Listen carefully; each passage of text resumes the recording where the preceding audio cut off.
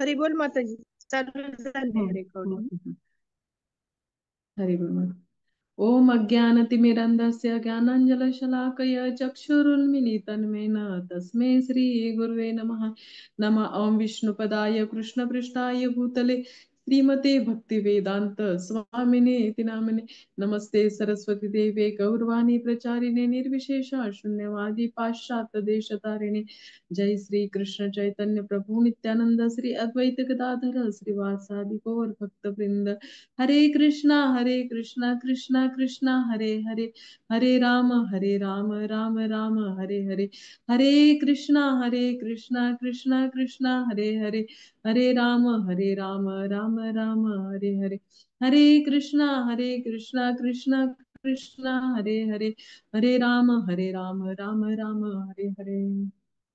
सर्व वैष्णवींचे आजच्या सत्रामध्ये स्वागत आहे। तर आपला 18वा अध्याय चालू आहे आणि त्यातील 12वा श्लोक आहे। तर तो श्लोक अशा पद्धतीने आहे।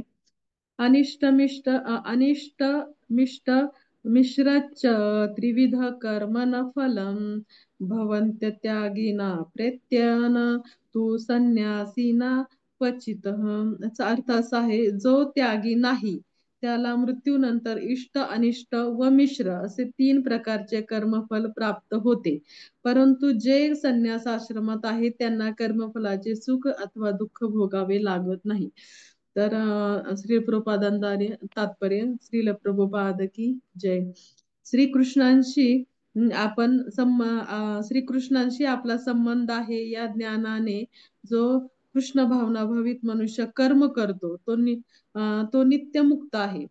म्हणूनच मृत्यूनंतर त्याला आपल्या कर्माचे सुख दुःख रूपी फळे भोगावी लागत नाही। जो कृष्ण भावना भावित मनुष्य कर्म करतो तो नित्य मुक्त आहे। हरे कृष्ण। तर आजचा जो श्लोक आहे त्या श्लोकामध्ये आपण पाहतो की त्याचा अर्थ असा आहे की जो त्यागी नाही त्याला मृत्यूनंतर इष्ट अनिष्ट आणि मिश्र अशा 3 प्रकारचे कर्मफल प्राप्त होत असते।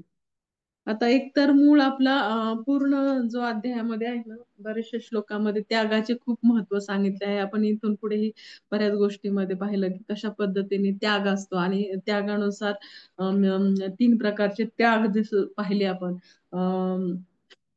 जसं की सत्वगुणी त्याग, रजोगुणी त्याग आणि तमोगुणी त्याग, हे या प्रकारचे आपण त्याग बघितले आणि त्यानुसार कशा पद्धतीने कर्मफळ प्राप्त होत असतं तेही आपण पाहिलं। आणि ह्या त्यागामध्ये आपण जे पाहतो की जसं की आपल्याला जो त्याग आहे तो त्याग आधी आपल्याला मूळ आपल्याला लहानपणापासून जो आपल्याला शिकवला जातो तो आधीच्या काळामध्ये कसं असायचं की गुरुकुल पद्धत असायची आणि गुरुकुल पद्धत असल्यामुळे तिथे लहानपणापासूनच मुलांच्या मनामध्ये ते बिंबवले जायचे कशा पद्धतीने आपण त्याग केला पाहिजे आणि आपण सुखाचा असो दुसऱ्यांसाठी किती कष्ट आपण घेतले पाहिजे आणि त्यावेळी आपण काय करतो आपल्या सुखाचा त्याग करत असतो ज्यावेळी आपण दुसऱ्यांसाठी कष्ट घेत असतो।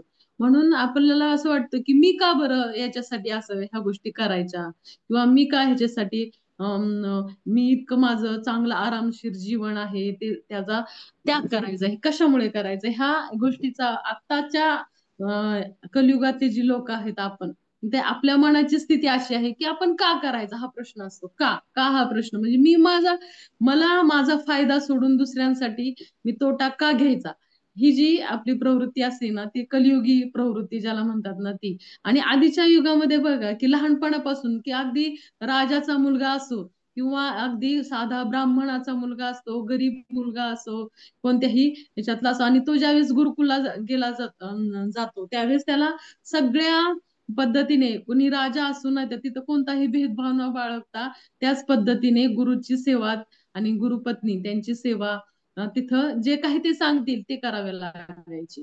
आणि त्याच्यामध्ये की ज्यावेळेस हे मुलं असायची गुरुकुलचे तर ते कुठे गेल्यानंतर त्यांना दक्षिणा वगैरे कोणी दिली तर ती त्याची स्वतःची आहे असं म्हणून ते घेत नसायचे। ते माझं आहे असं माझं म्हणून कधी घेत नसायचे की ते कोणाचं आहे तर आपल्या गुरूंचं आहे, ही त्यांची लोकांची मेंटॅलिटी होती। बघा की प्रभुपादांच्या काळामध्ये सुद्धा बघा की परदेशामध्ये एकदा प्रभुपाद मला असं एक्झॅक्ट देशाचं नाव आठवत नाही पण त्याच्यामध्ये ज्या वेळेस आहे ना ते मंदिराच्या जवळ एक जागा असते मंदिराच्या जवळ. आणि मंदिराच्या जागेच्या शेजारी त्यांनी एक मोठं असं गोविंदाज असं हॉटेल काढलेलं असतं. आणि त्या हॉटेलमध्ये एका भक्तालाच काय केलेलं असतं, एक तिथे तो मॅनेजमेंट करत असतो. आणि मग त्याचे येणारे जे पैसे आहेत ते आपण कुणाला दिले पाहिजे, की मंदिरला दिले पाहिजे. पण इथं व्हायचं असं की जे काही येणारे पैसे आहेत ना, तर ते येणारे पैसे तो जो भक्त आहे तर तो स्वतः जवळच ठेवून घ्यायचा. आणि ज्यावेळेस तो स्वतः जवळ ठेवून घ्यायचा आणि हे सगळ्या मंदिरातल्या सगळ्या भक्तांच्या लक्षात आलं. त्यावेळेस मग त्यांनी प्रभुपादांना सांगितलं. प्रभुपाद एकदा त्या देशामध्ये गेले असताना त्यांनी सांगितलं, की अशा-अशा पद्धतीने हा जो भक्त आहे ना, तर तो आपलं जे गोविंदाज हॉटेल आहे, तर त्याचं जे येणारा इन्कम आहे तो स्वतः जवळ ठेवून घेत आहे. आणि तो अजिबात म्हणजे कोणत्याही गोष्टीही एकही पैसा तो मंदिरमध्ये देत नाही. त्यावेळेस मग प्रभुपादांनी त्याला बोलून घेतलं आणि त्याला विचारलं, की "का बरं?" म्हटलं, की "तू असं का करत आहेस?" म्हणून. "तुला माहिती आहे ना, की ही जागा किंवा हे हॉटेल आहे ते कोणाचं आहे?" तर म्हटलं, "मंदिरचं आहे." "मग त्याचे पैसे कोणाला दिले पाहिजे?" "ठीक आहे, मंदिरला दिले पाहिजे." पण तो म्हणतो, की "प्रभुपाद मला हे पैसे ते दुसऱ्यांना द्यावेसे वाटत नाही. ते मला ठेवून घ्यावेसे वाटतात आणि मला ते पैसे सुटत नाहीयेत." मग प्रभुपाद म्हणतात, की "बघ," म्हटले, "तुला काय पाहिजे?" म्हटले. "तुला पूर्ण सरेंडर भाव, भक्ती इकडे जर तू येशील, भक्ती मार्गाला कंटिन्यू लागशील, त्यागाची भूमिका ज्यावेळेस तू शिकशील, त्यावेळेस तुला प्रगती करत करत तू धामापर्यंत जाऊन पोहोचू शकतो. भगवंतांच्या चरणाची प्राप्ती तू करू शकतो. आणि इथे तुला हे भौतिक जगामध्ये तू आणखीनच अडकत जाणार आहेस. जर तू हा जे काही येणारा इन्कम आहे तो भगवंतांना जर अर्पण केला नाही आणि स्वतःसाठी जर वापरला तू, तर त्याचं काय होणार आहे ते? तर त्याचं एका कर्मामध्ये रूपांतर होणार आहे. आणि ज्यावेळेस भगवंतांच्या चरणी ज्यावेळेस अर्पण करेल, त्यावेळेस त्याचं काय कशामध्ये रूपांतर होणार आहे? तर ते एक प्रकारे भक्तीमध्ये रूपांतर होणार आहे. आणि ते रूपांतर भक्तीमध्ये ज्यावेळेस होईल, त्यावेळेस तू जी लवकरात लवकर तू भगवत धामापर्यंत जाऊन पोहोचू शकेल, की भगवंताचे चरण कमल तुला प्राप्त होतील. मग तुला काय पाहिजे? सांग. एक विचार, मग एकच मग निर्णय घे. तुला तुला हॉटेल पाहिजे का इकडे शरणागती पाहिजे? तर तो म्हटला, "नाही, मला गोविंदाच हॉटेल पाहिजे आणि त्याचा इन्कम आहे मलाच पाहिजे." मग प्रभुपाद म्हणले, "ठीक आहे, तुला घेऊन टाक," म्हटले. आणि मग बाकीच्या नंतर मग प्रभुपादांना सगळ्यांनी विचारलं की तुम्ही त्याला का दिलं म्हणून हे हॉटेल. तर ते म्हटले की त्यांनी चूज केलेलं आहे. त्यांनी खूप मोठा एक प्रकारे एक घाटा करून घेतलाय स्वतःच्या जीवनामध्ये, की कशा पद्धतीने त्यांनी चूज जे केलं आहे, तर त्यांनी खूप मोठा असा इकडे त्याग केलेला आहे. की खूप मोठा त्याग केलाय, की सगळ्यात ज्याच्यातून त्याला जीवनाचं सर्वात मोठं एम प्राप्त होणार असं याचा एवढा मोठा त्याग त्यांनी केलेला आहे. मग याच्यावरूनच आपण विचार करू शकतो, की आपण सुद्धा आपल्या जीवनामध्ये किती गोष्टी प्राप्त करतो आणि किती गोष्टींचा त्याग करतो आणि त्या त्यागाच्या मागे आपली कोणती भूमिका आहे. ते आपल्याला या त्यागामध्ये कोणती गोष्ट जर आपल्याला प्राप्त होत असेल, तर ते प्राप्त होणारी जी गोष्ट आहे, तर ती गोष्ट सत्वगुणातून आपण प्राप्त केली का रजोगुणातून प्राप्त केली, हे आपण आधी पाहिलं पाहिजे, की जे काही असेल. कारण आपण जे प्राप्त करत असतो ना, तर ते सत्वगुणी असेल, तर भगवंतांना चरणाच्या अर्पण करण्याजोगं असेल ना, तर त्याचं कधीही चांगल्या कर्मामध्ये आणि आपल्याला जे आपलं जे एम आहे तिथपर्यंत पोहोचण्यासाठी मदत होणारं कर्म आपल्याला प्राप्त होत असतं. आणि हे जे आहे, की रजोगुणात तमोगुणानुसार केलेलं कर्म आहे ना, तर ते आपल्याला आणखीनच या भवसागरामध्ये गुंतवून टाकत जातो. त्याच्यामुळे सगळ्यात महत्वाचं आहे, की याच्यावरून आपण शिकू शकतो, की कशा पद्धतीने पूर्वी लहानपणापासूनच त्यागाची भूमिका शिकवली जायची. आपण पाहतो, की कशा पद्धतीने भगवान श्रीकृष्ण सुद्धा सांदीपनी मुनींच्या आश्रमामध्ये गेलेले. आपल्याला कथा माहिती आहे, की कशा पद्धतीने तिथे सुद्धा सुदामा ब्राह्मण हा सुद्धा तिथे त्यांच्याबरोबर त्यांचा मित्र होता. आणि आपल्याला नेहमी आपण हे पाहतो, की आपण टीव्हीवरती आपण पाहत असतो, की सुदामाने कशा पद्धतीने त्याला दारिद्र्य प्राप्त झालं. त्याने असे फुटाणे होते आणि ते फुटाणे खाल्ले, भगवंतांना दिलेच नाही आणि त्याच्यामुळे त्याला कर्मात रूपांतर झालं. पण त्याची कथा आहे ना, मी एका अ, अ, एक आठवत नाही मला, पण कोणाच्या तरी एका प्रवचनामध्ये खूप छान पद्धतीने त्यांनी डीप जी कथा आहे ना, ती सांगितली, की कशा पद्धतीने याचं जे आपल्याला दाखवलं जातं ना, तर ते नाहीये. तर त्याच्या मागे काय उद्देश आहे? तर खूप सुंदर त्यांनी सांगितलं, की त्या कहाणी आधीची काय आहे त्याची. तर ज्यावेळेस आश्रमामध्ये दुर्वास मुनी आले होते आणि त्यावेळेस दुर्वास मुनींनी त्यांना सांगितले, की मला काहीतरी खाण्यासाठी द्या म्हणून. त्यांना ठराविक काही खायला दिलं. पण आणखीन काही आहे का खायला शिल्लक? तर त्यांनी गुरुपत्नीला विचारलं असता तर ती म्हटली माझ्याकडे सध्या काहीच नाहीये खायला.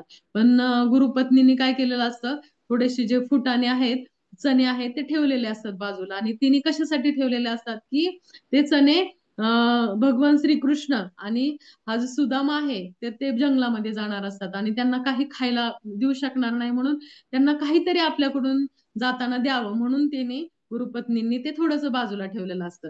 आणि मग हे अंतर्यामातून दुर्वास मुनींना कळतं की ह्यांच्याकडं चणे होते पण ते मला दिले नाही. मग ते त्यावेळेस बाहेर येऊन ते शाप देतात. बाहेर येऊन तर म्हणतात की हे जे चणे जे खातील ना तर ते त्यांना दारिद्र्य प्राप्त होईल, त्यांना कधीही ते श्रीमंत होणार नाही म्हणून, आणि त्यांच्याकडे कसलीही संपत्ती येणार नाही. हे कळल्यानंतर दारिद्र्य प्राप्त होणार आहे हे जे शब्द आहेत तर ते सुदामा ऐकतात.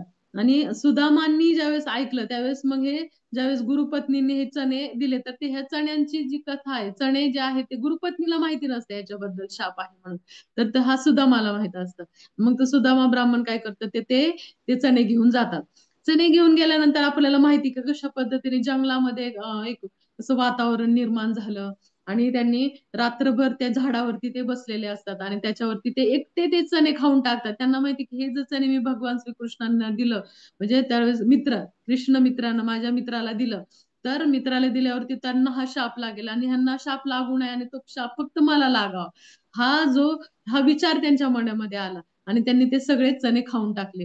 म्हणजे कशा पद्धतीने बघा की इथं सुदामांना सुद्धा सुदामा जो त्यांना असं वाटत होतं की तिथं सुद्धा त्यांची किती त्यागाची वृत्ती दिसून येते की त्यांना दुसऱ्यांसाठी सुख म्हणजे आपल्या मित्राला सुख मिळावं आणि आपल्याला दुःख मिळालं ना त्या बदल्यास तरी चालेल पण त्याला सुख मिळालं पाहिजे आणि त्या आपल्या मित्राला सुख मिळालं पाहिजे या उद्देशाने ते सगळे चणे ते खाऊन टाकतात. आणि त्यांना कितीतरी असं दारिद्र्यांना सामोरे जावलं, पण भगवंतांना हे माहिती होतं, भगवंतही त्यांची परीक्षा पाहत असतात की ते कशा पद्धतीने ते स्वतःचा हे जे शाप आहे ना ते स्वतःकडे ओढून घेतात. आणि मग मात्र भगवंत काय करतात की त्यांना इतकं काही धन देतात की अगदी इंद्रालाही लाजवेल असं त्यांना धन त्यांना सुदामाला देऊन टाकतात. म्हणजे अशा पद्धतीने भगवंत त्यांना त्यांचं जे आहे त्यांनी जे त्याग केलाय ना त्याचं फळ सुद्धा त्यांना प्राप्त करून देतात. म्हणजे आपल्याला कळून येतं की कशा पद्धतीने ही जी त्यागाची वृत्ती आहे तर त्यावेळेस पूर्वी या गोष्टी भगवंत गुरुकुलमध्ये शिकवले जायचं. आणि आता आपण पाहतो की महाभारतामध्ये आता सुद्धा गुरुकुलमध्ये जे काही दिलं जातं ना ते दुसऱ्यांना देण्याचं जी वृत्ती आहे ना तर ती लहानपणापासून जी शिकवली जाते, तर आजकाल सुद्धा काय होतं की आपल्याला ती गोष्ट शिकवली जात नाही, त्याच्यामुळे आपल्या हातातून आहे ना जे काही असेल ना ते सुटत नाही. हा, जर मंदिरला काही द्यायचं म्हटलं तर ना मंदिरला आता हा कार्यक्रम आलाय त्याला डोनेट दिलं पाहिजे, डोनेशन केलं पाहिजे, की मग आपल्या जरी आपल्याकडे असेल तरी आपल्या हातातून तो सुटत नाही. मग याच्यावरून ह्या कलियुगाची एक प्रकारे ना एक ही आहे, म्हणजे एक लक्षण आहे ते, जसं की आपण पाहतो की भीमाला काही नागरिक येतात आणि सांगतात की अशी वेगळेच काही लक्षणं दिसत आहेत, तर त्या लक्षणाचे अर्थ काही कळत नाही. आणि त्यातले एक लक्षण असं त्यांनी सांगितलं की एक मोठा जो हत्ती ना तो मी पाहिला आणि तो सुईच्या छोट्याशा नोकातून पूर्ण बाहेर पडला, पण त्याचा काय झालं शेपूट अडकून बसली. तर मग त्याचं उत्तर भीमालाही कळलं नाही, त्यांनी युधिष्ठिर महाराजांना विचारलं. तर मग युधिष्ठिर महाराजांनी सांगितलं की याचा अर्थ की लोक आपल्या स्वतःच्या संसारासाठी आपल्या मुलांसाठी मोठी मोठी मुलांची लग्न करतील, करोडोनी पैसे खर्च करतील. हं? करोडोनी पैसे खर्च करतील आणि त्यांनी आणखीन बऱ्याचशा गोष्टी की त्यांनी त्याच्यामध्ये इतके काही खर्च करतील की आपल्या कुटुंबासाठी देण्यासाठी ते तयार होतील, परंतु मंदिराला किंवा कोणत्या देवस्थानांना धार्मिक गोष्टीसाठी जर काही द्यायचं म्हटलं ना की त्यांना नाही माझ्याकडे थोडं कमीच आहे, असं म्हणजे शेपूट अडकून बसेल ज्याला म्हणतात ना, जसं की सगळा हत्ती जातो पण शेपूट काही जात नाही ना, तशी आपली मनोवृत्ती की भरपूर आपल्यामध्ये की आपल्यातून सुटत नाही ह्या गोष्टी आपल्याकडून.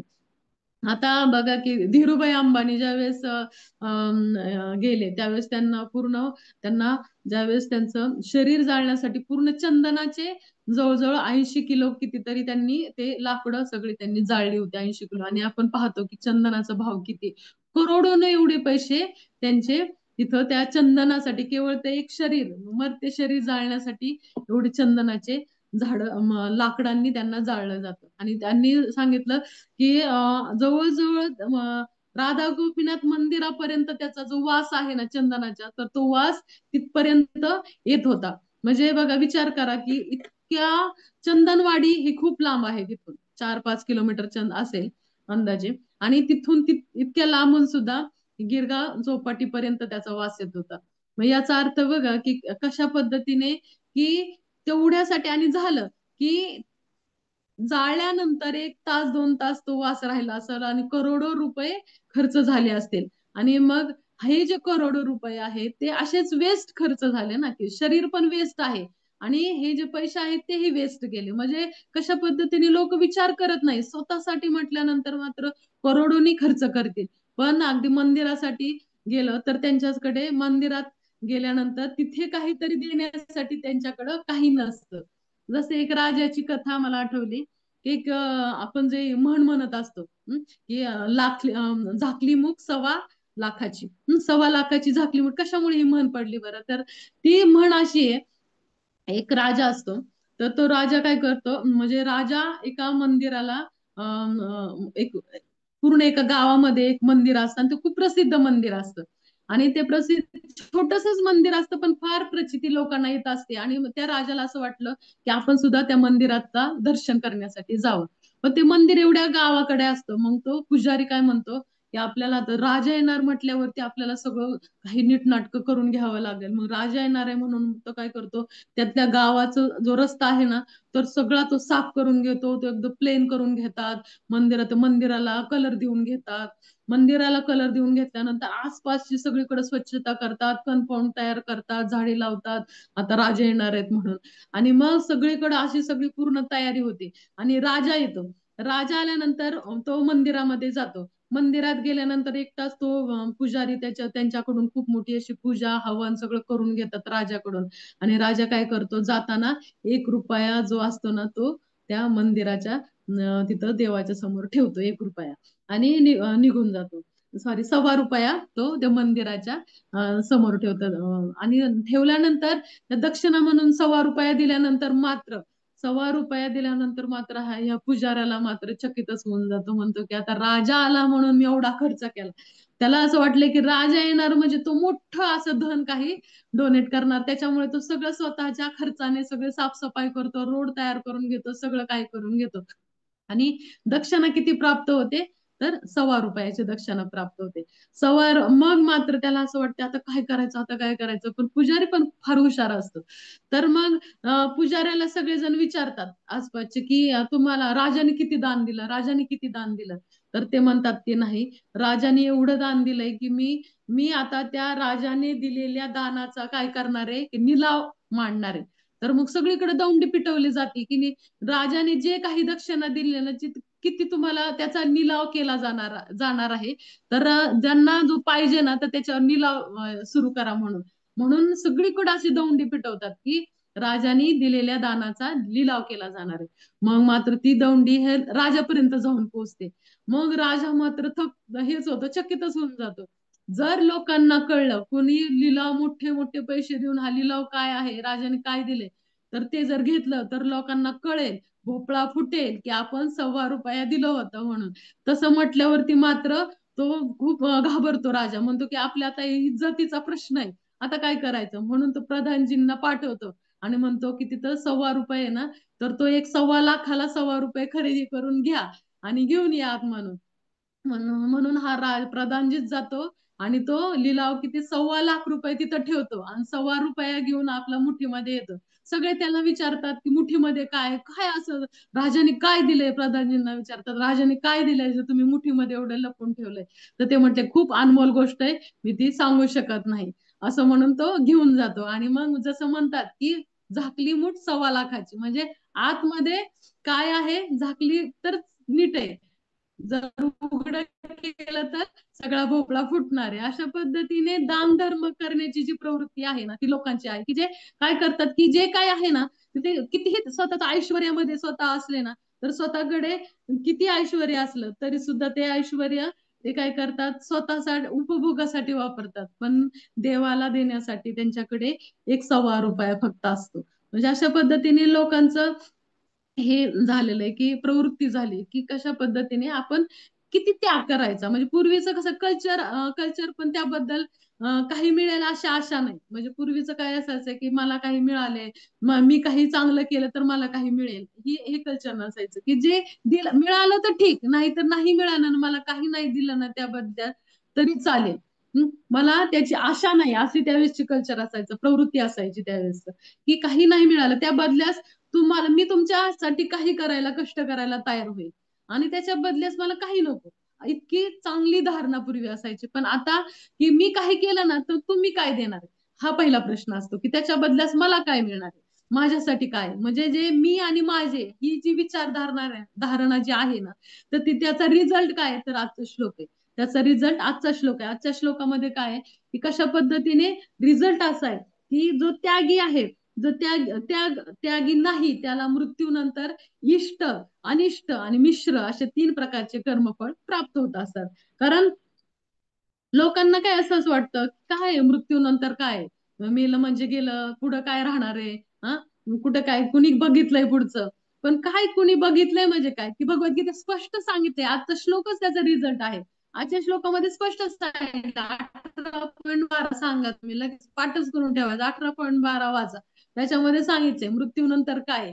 मृत्यूनंतर सुद्धा कर्मफळ भोगावी लागतात. ते पण कोणती, इष्ट अनिष्ट मिश्र अशी वेगवेगळ्या प्रकारची जी फळ आहेत भोगावे लागतात.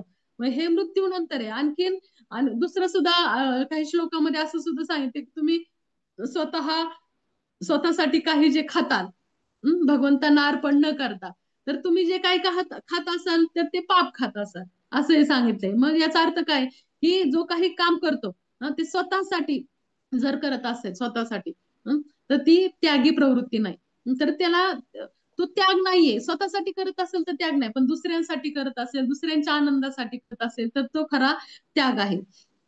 तर आजकाल मुलांना शिकवलं जातं की तू म्हणजे कशा प्रकारे कॉन्फिडन्स वाढवलं जाते. एखादी मी प्रगल्भ आई आहे असं म्हटलं जाते, मी मी आजकालची आई आहे, तर मी मुलांना त्यांच्या पायावरती उभा करेल. त्याच्यासाठी मी त्यांना जे काही चांगलं आहे, माझ्या मनाला जे काही चांगलं असेल ना, मी ते शिकवे, अशी आजकालची आई. आणि ती शिकवती मुलांनाही असे की म्हणजे आजकाल की तुम्ही कॉन्फिडन्स वाढव तुझा, कॉन्फिडन्स वाढव, आणखी स्वतःच्या पायावर उभा राहा, दुसऱ्यांचा विचार करू नको. आम्ही दुसऱ्यांचा विचार करून मेलो, हा, तुझ्यावरती पाळी आली नाही पाहिजे. तू चांगला तुझ्या पायावरती उभा राहा, दुसऱ्यांचा विचार कोण आहे, कोणाचं नसतं. कोण कोणाचं नसतं असं ती आई म्हणणार आहे. काही जे असतात ते, तर तू कोण कोणाचं नसतं, पुढचं पुढं जा, दुसऱ्यांचा विचार कर. कोण कोण आहे, देव कोण बघितला, हा, कोणतं सरकार आपल्या कामी आलंय, कोणता इन्कम टॅक्स देऊन आपण थकलोय तरी कोण आपल्याला काम करतंय, काही नाही असला विचार करायचा. तू तुझा विचार कर, असं आई मुलांना शिकवत असते आजकालच्या. म्हणजे आईच नाही, फक्त वडील सुद्धा, आई वडील दोघेही मुलांना असे शिकवत असतात की आम्ही खूप भोगलंय, आम्ही खूप दुःख भोगलंय, दुसऱ्यांसाठी मरलो, पण आमच्या हाताला काही लागलं नाही, तू काही असलं करू नको, असं म्हणणारे आई वडील असतात. पण त्याच वेळी बघतो आपण की जे हे शिकवणारी आई आहे ना आणि वडील आहेत, ते मनामध्ये विचार काय करत असतात की तू जरी केला तरी आमचा विचार कर, आमच्याविषयी रिस्पेक्ट ठेव, आम्हाला पुढे बघ, असं मनामधून तर ते म्हणत असतात की नाही. त्यांना जरी असं दुसऱ्यांसाठी, पण त्यांनी शिकवलंय काय लहानपणापासून मुलांना, तुझा विचार कर, तुझा विचार कर. मग तो मुलगा कसा काय तुमचा विचार करेल, हा, तो मुलगाही दुसऱ्यांचा तो विचार काय करणार, की स्वतःचाच करणार ना, तुमचा का विचार करेल तो. मग अशा पद्धतीने वृद्धाश्रम जे आहेत वाढलेत ना, त्यामुळेच वाढलेत की आई वडिलांना आम्हाला सांभाळायचंच नाही, ही अशी मनोवृत्ती झाली. आणि काही मुली तर विचार करतात, आई वडील आहेत का घरामध्ये तर लग्न करेल, आई वडील असतील घरामध्ये तर मी लग्न करणार नाही. हं? म्हणजे त्यांची मनोवृत्तीच अशी झाली की की कोणासाठी मी का कष्ट घ्यायचं, दुसऱ्यांसाठी मी का त्याग करायचा, मी माझ्या सुखाचा का त्याग करायचा, ही जी मनोवृत्ती आहे ना, तर ती मनोवृत्ती असल्यामुळे मुलंही कोणीही आपणच ते शिकवतोय ना, मग मुलं कशी आपल्याला करते. आपलं ते सुद्धा त्यांचा काय करणार, आपल्याला सांभाळणार नाहीये. तर तुम्ही शिकवलंच, त्यागाची वृत्ती लहानपणापासून त्यांना शिकवलीच नाहीये. त्याच्यामुळे मग झुकायला शिकलं पाहिजे, कृतज्ञता आपल्यामध्ये यायला पाहिजे. कृतज्ञता इतकी महत्वाची आहे की ती भगवंतांविषयीच, आपणच स्वतः दुसऱ्यांविषयी कृतज्ञ शिकवत नाही तर भगवंतांचं लांबच. भगवंतांविषयी कृतज्ञ आपण शिकवली पाहिजे. आपल्या गुरूंविषयीची कृतज्ञता आपण शिकवली पाहिजे. आपण किती काही, गुरूंनी आपल्याला किती काय दिलेले, आपल्या भगवंतांनी आपल्याला लहानपणापासून किती दिलेलं आहे. जसं जन्मापासून बघा की जन्मताच आपण कधी विचार करतो की जन्म झाल्यानंतर आईच्या स्तनामधून दूध कुठून येतं. हा, मग ते कुणी दिलेलं आहे? तर भगवंत देतात, त्यांना काळजी आहे. प्रत्येक तू किती का पाप कर बाबा, कितीही कर्म कर, किड्या मुंग्यांचे जन्म घे, कुत्र्या मांजराचे जन्म घे, तरी भगवंत त्याच्या बरोबर ती येतात. का तर त्यांना काळजी आपली, आपल्याला दुसरे कोणी नाहीयेत भगवंताशिवाय काळजी घेणारे कोणीच नाही. कोण जे निस्वार्थ आहेत ना, तर ते आहेत भगवंत. जी जीव कुठेही जाऊ, कसाही जाऊ, तरी सुद्धा भगवंत त्याच्या बरोबर ती येत असतात आणि शिकवत असतात. अरे, कधीतरी माझा तो विचार करेल, या आशेवरती भगवंत त्याच्या बरोबर येत असतात. आणि आल्यानंतर बघा की जन्मापासून दूध देतात. जन्मानंतर जीवनभर त्याचे वाईट आणि चांगले कर्माला साक्षीदार भगवंत असतात. आणि त्याच्यानंतर त्याला काही जे सुख दुःखात आहे त्याच्या बरोबर ते भगवंत असतात. आणि मृत्यूपर्यंत भगवंत असतात. मग तरी सुद्धा तो एक क्षण जरी त्यांनी हे भगवंतांना आठवलं ना, तर भगवंतांना कृतकृत वाटतं. आपण भगवंतांना काय कमी आहे, कोणत्या गोष्टीची कमी आहे? तर कोणत्याही गोष्टीची भगवंतांना कमतरता नाहीये. तर भगवंतांना फक्त काय पाहिजे की तुमचं जे काही प्रेम आहे, तुम्ही काही जे प्रेम देणार आहात, तुम्ही जे काही चांगले शब्द भगवंतांविषयी बोलणार आहात ना, तर तेच भगवंतांना अप्रूप वाटतात. थोर प्रेमाचा भुकेला, भगवंत तुकाराम महाराज म्हणतात, थोर प्रेमाचा भुकेला. तर थोर आहे, त्याला कोणत्या गोष्टीची कमतरता नाही, पण प्रेमाचा भुकेला आहे. त्याला भूक कशाची? फक्त प्रेमाची. आणि आपण काही जे प्रेमाने देणार आहोत, जे काही दोन गोष्टी देणार आहोत प्रेमाने, तर त्या प्रेमाच्या गोष्टी घेण्यासाठी भगवंत तयार असतात कोणत्याही गोष्टीमध्ये. पण काय होतं की कृतज्ञता जिथे नसेल ना, तर तिथे कृतज्ञता नसेल, तर तिथं काय होतं की सतत आहे ना आपल्याला मनामध्ये की मीच केलंय जे काही करतोय ना, ते माझ्या हिमतीवरती ही मनोवृत्ती आपल्यात यायला लागते. कारण आपल्यासाठी कोणी केलंच नाहीये असं त्याला वाटायला लागतं. म्हणून त्या गोष्टी आपण शिकल्या पाहिजे. जसं अजामिळाची पण कथा बघतो आहे. अजामिळाच्या सॉरी.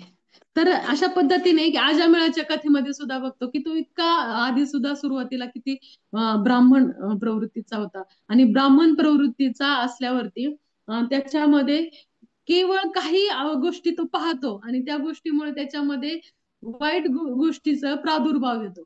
आणि वाईट गोष्टीच्या प्रादुर्भावामुळे त्याला काय होतं पुढे की तो सगळ्या ह्या ब्राह्मणी गुणांचा त्याग करून काय करतो की एका वेश्येबरोबर ती तो लग्न करतो. आणि मग त्याच्यामुळे तो सगळ्या वाईट प्रवृत्ती घेतो. मग तिथे आई वडिलांनी आपल्याला काय जे शिकवलंय, तर त्या गोष्टी तो त्या सगळ्या विसरून जातो. आई वडिलांना, पत्नीला सगळ्याचा त्याग करून टाकतो तो. आणि का ते करतो? तर केवळ त्याच्या ह्या वेश्येसाठी तो सगळ्या गोष्टी, तिच्यासाठी तो दरोडे घालायला लागतो, सगळ्या वाईट गोष्टी चोऱ्या करायला लागतो. म्हणजे अशा पद्धतीने त्यांनी कृतज्ञता, आपल्या आई वडिलांनी, आपल्या पत्नीने आपल्यासाठी काय केलंय ह्या गोष्टी सगळ्या विसरून जातो आणि कृतज्ञ होतो. तर कृतज्ञ न होता आपण कृतज्ञ व्हायला शिकलं पाहिजे. त्याच्यामुळे फार महत्वाच्या गोष्टी आहेत. तर पुढे या श्लोकामध्ये असं सुद्धा म्हटलंय की जे संन्यास आश्रमात आहेत त्यांना कर्मफलाचे सुख अथवा दुःख भोगावे लागत नाही. संन्यास आश्रमामध्ये बघा की ह्याच्यामध्ये संन्यास आश्रमाच्या आधी असं पाहतो की आपण की कशामुळे, तर संन्यास आश्रम स्वीकारल्यानंतर त्याला सुख दुःख भोगावे लागत नाही. परंतु त्यांनी ज्यावेळेस त्याग करत नाही ना, त्यावेळेस मात्र त्याला इष्ट अनिष्ट आणि मिश्र गोष्टींना काय करावं लागतं, अशा प्रकारची कर्म भोगावे लागतात. आता सुरुवातीला आपण फक्त एकच पाहूया थोडक्यात की इष्ट म्हणजे काय, की आपल्या इच्छेनुसार. इष्ट म्हणजे काय? इच्छेनुसार आपल्याला जी काही इच्छा असेल त्यानुसार आपल्याला कधी कर्म मिळतं. जर तो कधी अनिष्ट कर्म मिळतो, त्याला इच्छा नसताना सुद्धा ते कर्म त्याला स्वीकारावं लागतं. आणि मिश्रित कर्म म्हणजे सुख दुःख दोन्हीही त्याला प्राप्त होत असतात. म्हणजे त्याला जे काही त्यांनी पाप केलं आहे त्या पापानुसार त्याला हे प्राप्त होत असतात. जसं मोठा बंगला असेल, मोठा जरी बंगला असला मोठा, तर घरी मतिमंद मुलं असतील, तर अशी त्यावेळेस त्यांना कसं वाटतं की त्यावेळेस त्यांना त्यांच्या त्याचं मिश्र कर्म प्राप्त झालेलं असतं. मोठा बंगला पण आहे पण वारस त्याचा मतिमंद आहे, अशा पद्धतीने. आणि मग त्याच्यामध्ये इष्ट म्हणजे ते इच्छेनुसार काही मिळतं की इच्छेनुसार त्याला चांगलं जीवनही प्राप्त होत असतं, बंगला गाडी घोडे सगळेही त्याला इच्छेनुसार प्राप्त होत असतात. अनिष्ट म्हणजे काही अचानक त्याच्यामध्ये की तरुण मुलाचा मृत्यू होणं किंवा आणखीन बऱ्याच गोष्टी ह्या ज्या काही कर्मफळानुसार आहे, कोणाच्या जीवनात घडू नाही पण अशा गोष्टी घडून जातात. त्यावेळेस त्यांना अशा ह्या त्यांच्याच कर्माची फळं त्यांना मिळत असतात. आणि तसं जर तो भक्तीमध्ये असेल, भक्ती मार्गात लागला असेल त्यावेळेस मात्र ते कर्माची फळं मिळाली तरी सुद्धा त्याच्या मनामध्ये असतं की खूप मोठं ओझं आपलं खाली उतरलंय, आता मी भक्ती मार्गामध्ये अग्रेसर होऊ शकतो. अशा पद्धतीने ह्या सगळ्या गोष्टी आहेत ना, तर इष्ट अनिष्ट आणि जे काही हे मिश्र आहेत, ते ह्या जे तिन्ही जे कर्माची फळ आहे तर ते कोणाला प्राप्त होत असतात, की जे त्याग वृत्ती धरत नाही त्यांना मृत्यूनंतर प्राप्त होतं. पण जो पूर्ण या सगळ्या गोष्टींचा त्याग करून टाकतो, म्हणजे तो ज्यावेळेस संन्यास आश्रम स्वीकार करतो, तर संन्यास आश्रमामध्ये मात्र त्याला सुख आणि दुःख कोणतेही भोगावे लागत नाही. आपल्याला जरी दिसत असलं समोर हे संन्यासी आहेत, काहींना दिसतं की प्रामाणिक जरी संन्यास असले तरी ते काही वेगळे आहेत, ते आपल्यासारखे चालतात बोलतात, काय त्याच्यापेक्षा वेगळं आहे. पण तरी सुद्धा त्यांचं जे कर्म आहे, जे काही ते करत असतात ते सगळ्या भगवंतांच्या प्रित्यर्थ असतात. त्याच्यामुळे भगवंतांनी त्यांचे सगळे काही कर्म स्वतःकडे घेतलेले असतात. जसं आपण पाहतो, ज्यावेळेस एखादा व्यक्ती भक्ती मार्गाला लागतो त्यावेळेस तो गुरु स्वीकारतात, आणि गुरु हे भगवंतांचेच एक कोण असतात, प्रतिनिधी असतात. आणि त्यावेळेस ते जे गुरु आहेत, तर त्यावेळेस ज्यावेळेस त्यांनी ज्यावेळेस दीक्षा ग्रहण केली त्यावेळेस गुरु त्याचं सगळं काही जे वाईट कर्म आहे ते स्वतःकडे घेत असतात.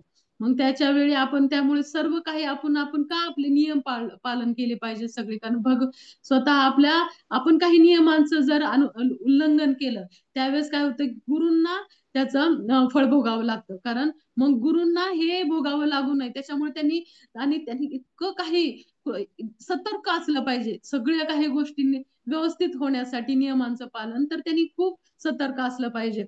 मग गुरु त्यांचं सगळं काही कर्मफळ स्वीकारत असतात. गुरु हे कोण आहे, तर भगवंतांचे प्रतिनिधी आहेत. मग त्याच्यानंतर तो व्यक्ती ज्यावेळेस भक्ती मार्गात पुढे जातो त्यावेळेस वानप्रस्थ घेतो, वानप्रस्थानंतर संन्यास ग्रहण करतो. आणि मग संन्यास ग्रहण केल्यानंतर त्याला स्वतःचे काही जे गंतव्य आहे ते काय, त्याला गंतव्यापर्यंत तो गमन करतो. म्हणजे गंतव्य म्हणजे काय, की त्याला जे काही त्याचं एम आहे त्याच्यापर्यंत तो जाऊन पोहोचू शकतो.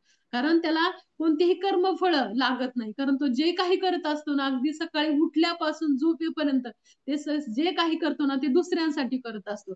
अगदी त्याची ज्यावेळेस भक्तीची पराकाष्ठा होते ना, तर तो रोजचं नियमित त्याची जी साधन आहे ना ती सुद्धा दुसऱ्यांना अर्पण करत असतो.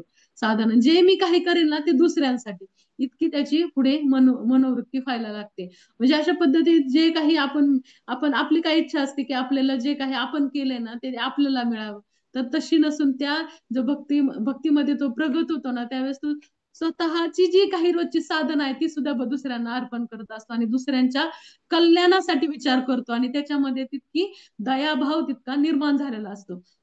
अशा पद्धतीने ते जे संन्यासी आहेत तर ते त्यांचं जे काही आहे ना ते माझं जे काही साधन आहे ती दुसऱ्यांना, आणि माझं काही जे जीवन मला जे काही प्राप्त होईल ते भगवंतांच्या इच्छेने प्राप्त होईल, ते राधाराणीच्या इच्छेने प्राप्त होईल. राधाराणीची जी इच्छा असेल ना ती करेल. पण मी जे काही करणार आहे ना ते दुसऱ्यांसाठी करणार आहे, हाही मनोवृत्ती त्याच्यामध्ये प्राप्त होते. त्याच्यामुळे खूप महत्वाचं आहे. आणि त्या स्वतःचे जे स्थान आहे त्याला जे प्राप्त होणार आहे, जसं की भगवंताचं धाम, म्हणजे तुकाराम महाराज जाऊ देवाची या गावा, देव देईल विसावा. मग विसावा भगवंत देतील ना, देवाच्या गावाला गेलं इथं काय विसावा घेणार आहे आपण, इथं कुठे विसावा आहे. इथं सगळं काही सुख दुःखांनी मिश्रित हे फळ आपल्या सतत प्राप्त होत असतात. कधीही कोणतीही गोष्ट आपल्याला मनासारखी मिळेलच असं नसतं, सतत इथं काही चढ उतार सतत चालू असतात. त्याच्यामुळे इथं कुठे विसावा घ्यायचाय तुम्हाला, इथे विसावा नाहीच घ्यायचा आपल्याला. विसावा कुठे घ्यायचाय, तर जाऊ देवाच्या गावा, देव देईल विसावा, तिथे गेल्यानंतर आपल्याला विसावा घ्यायचाय. तुका म्हणे घालू तयावरी भार, वाहू हा संसार देवा पायी. तुका म्हणे म्हणजे घालू हा संसार, तुका म्हणे तयावरी भार, म्हणजे भगवंतांवरती आपल्याला भार द्यायचा आहे सगळा जे काही आहे ना. हा, तुका म्हणे घालू तयावरी भार, म्हणजे घालू म्हणजे काय, त्यांना द्यायचं आहे जे काही आपण करणार आहे ना भगवंतावरती सोडून द्यायचंय. वाहू हा संसार देवा पायी, संसारात जे काही चढ उतार आहेत ना भगवंताई तुमची इच्छा आहे असं मानून पुढे जाणं, हेच काही खरी तर आपली त्यागाची वृत्ती आहे. इथूनच आपल्या मनामध्ये बिंपलं जातं की जे काही आहे ना ते भगवंतांना अर्पण, जे काही आपल्या जीवनात घडते ते भगवंत स्वतः घडवून आणतायत. हे असं काही करूनच, कारण ते सगळ्यात मोठे आपले हितचिंतक आहेत, आणि ते जे काही करतात ना ते ठाम आपल्यामध्ये विश्वास असला पाहिजे ते आपल्या चांगल्यासाठीच करत आहेत. जिथं सुख आलं तरी ते आपल्या चांगल्यासाठीच करत आहे. कितीही मोठे दुःख आलं ना तरी ते चांगल्यासाठीच करत आहे, हे मनामध्ये आपल्या बिंबलं पाहिजे. आणि हे मनामध्ये जे केव्हा बिंबतं, ज्यावेळेस पूर्ण आपण शरणागती भगवंतांची घेतो, भगवंतांचा पूर्ण आश्रय घेतो, पूर्ण नामावरती आपण ज्यावेळेस स्वतःला सोडून देतो ना, त्यावेळेस हा विश्वास आपल्यामध्ये नक्की तयार होईल. हरे कृष्णा, हरे कृष्णा, कृष्ण कृष्ण हरे हरे, हरे राम, राम राम हरे हरे. हरे कृष्णा. तर जे काही चुकीचे शब्द गेले असतील तरी माझे दोष आहेत, आणि जे काही चांगले शब्द असतील ते नित्यानंद प्रभू आणि गुरु महाराज यांचेच बोल आहेत. कारण मला असं वाटतं मी त्यांच्या हाताखालची कठपुतली आहे. ते जसे काही नाचवतील ना तसे मी नाचते. हरे कृष्ण. कोणाला काही प्रश्न असतील तर विचारू शकता. हरे कृष्ण. हरी बोल माताजी. खूप खूप धन्यवाद, एवढं सुंदर लेक्चर दिलं तुम्ही माताजी, एवढ्या छान छान स्टोरी रूपामध्ये एक्सप्लेन केलं. मला ते चण्याचं थोडस रिपीट करता का? म्हणजे ते समजलं की सुदामाने ऐकलं की तो शाप मिळाला होता म्हणून त्यांनी सर्व चणे खाल्ले. त्याच्या आधीच थोडस तो शाप का दिला होता, थोडस हा, रिपीट करू तर शकता? दुर्वास मुनी ज्यावेळेस आश्रमामध्ये आले, त्यावेळेस आश्रमामध्ये आल्यानंतर गुरुपत्नींना मागितलं की मला काहीतरी खाण्यासाठी द्या म्हणून. मग ज्यावेळेस त्यांनी थोडंफार जे आहे त्यांच्याकडचं ते दिलं, परंतु त्यांना अजून खाण्याची इच्छा होते, काहीतरी अजून देण्याची, त्यावेळेस त्या काही देत नाहीत. तर का तर जे होतं ते चणेच त्यांच्याकडे होते, बाकी काही नव्हतं गुरुपत्नींकडे. तर चणे होते आणि ते चणे मात्र त्यांनी भगवंतांसाठी बाजूला काढून ठेवलेले होते, त्यांना जंगलात गेल्यावरती देण्यासाठी. मग त्याच्यामुळे ते चणे देत नाहीत, आणि थोडंफार काही फळे वगैरे असतील तर देत असतील, आणि आणखीन काही देत नाहीत. तर मग त्याच्यामुळे मग दुर्वास मुनींच्या लक्षात येतं की घरात काय आहे.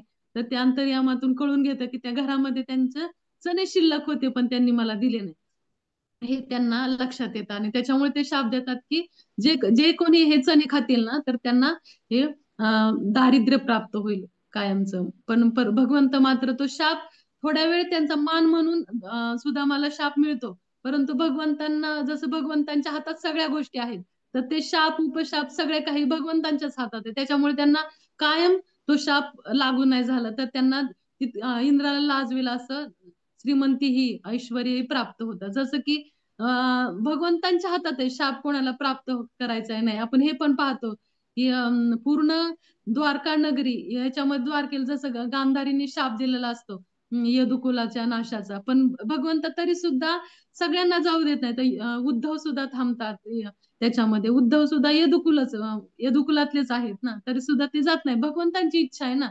वज्रनाभ सुद्धा जात नाही, भगवंतांचेच पूर्वज आहेत, भगवंतांचे पंतू आहेत ते. तरी सुद्धा मग हे भगवंतांच्या इच्छेने घडलेले आहे. त्याच्यामुळे शाप मिळणं का नाही मिळणं हे भगवंतांच्या हातात आहे. त्याच्यामुळे इथे शाप सुद्धा मला लागलाच असं नाही. हरे कृष्ण. हरे कृष्णा. खूप खूप धन्यवाद माताजी. हरे कृष्ण. ऍक्च्युली शनिवारी वगैरे कसं पहिले आता आपले पूर्वज वगैरे पिठलं किंवा बेसनचे पदार्थ खात नव्हते ना, मग हा हा ते योग्य आहे का की ते बहुतेक गोष्ट शनिवारी घडली ना?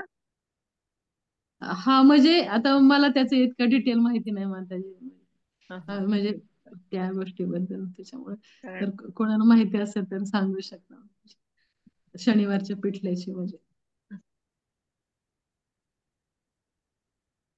अजून कोणाला काही प्रश्न असेल तर विचारा.